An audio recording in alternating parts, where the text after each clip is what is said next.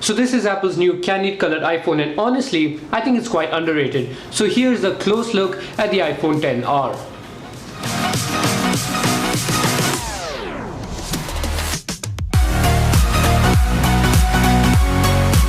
What's up guys, this is AK and the iPhone XR is finally here. So the iPhone XR is basically a budget version of the iPhone XS, and it comes in many colors which kind of remind you of the iPhone 5C. So the iPhone XR comes in 6 colors: black, silver, coral, yellow, product red, and my favorite, blue. The phone has a glass back and aluminium sides which are color matched, so that is a nice touch. On the bottom you have no headphone jack, but what's different here is that the speaker grills are symmetrical, unlike the iPhone XS. And when you pick up the phone for the very first time, the first thing you're going to notice are those bezels. You don't even need to pick up the XS for that, it's just there right smack on the phone. This might be annoying for some people, especially iPhone X owners, but it should be pretty easy to get used to, just like the notch.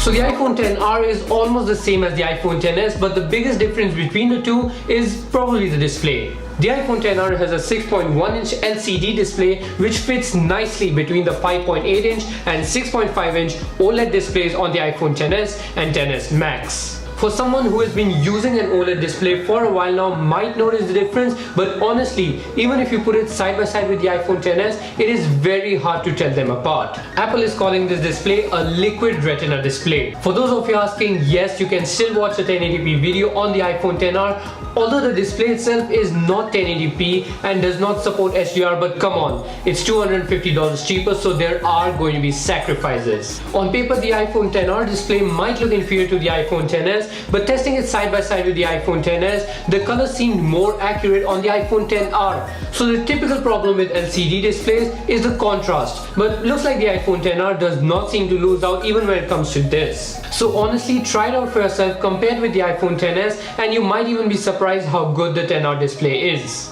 Now, even though the display might be a downside for some, the performance isn't. The new candy colored iPhone is undoubtedly faster than any other phone out there, and this is simply because of the new A12 Bionic chip. In everyday uses, the iPhone XR performs well even when it comes to gaming, taking pictures or watching videos. The camera is another area where the iPhone XR does well. Yes, it does not have a dual lens system like the iPhone XS, but it can still do portrait mode using software, and in some ways, it does it better. So the iPhone XR only has a wide angle lens, so what you're missing out here is a telephoto lens. But when you switch to portrait mode, not only have a wider field of view, but your photos also turn out to be brighter. Unfortunately, the portrait mode on the iPhone XR can only be used for humans and not any other objects like maybe plants. So as I said, the iPhone XR only has a single lens on the back. It is a 12 megapixel lens with an f1.8 aperture, and it does portrait mode using software. On the front you have a 7 megapixel camera with an f2.2 aperture, and yes, you can still use portrait mode on the front facing camera. Face ID works well, it's quick, it's responsive, and once you start using it, you are not going to miss Touch ID at all.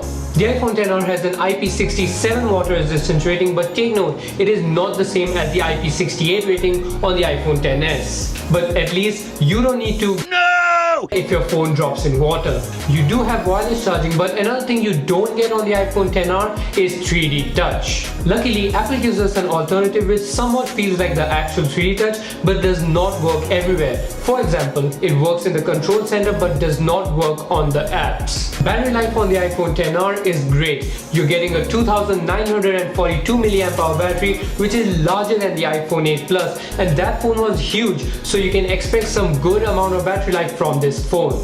So all in all, the iPhone XR has great performance, great battery life, photos look good, you do lose an extra telephoto lens and a couple of pixels, but honestly, for this price, this is a great phone. So if you are currently using an iPhone X, the iPhone XR is not the phone for you, but if you have an iPhone 7 or the iPhone 6, this is going to be a great upgrade. That is it for today's video guys, that was my review of the iPhone XR. If you enjoyed it, please drop a like, I will really appreciate it. Subscribe to the channel if you haven't already, and check out my other videos, especially the iPhone XS review. Thanks for watching, follow me on Twitter and Instagram, and I'll see you guys on the next one.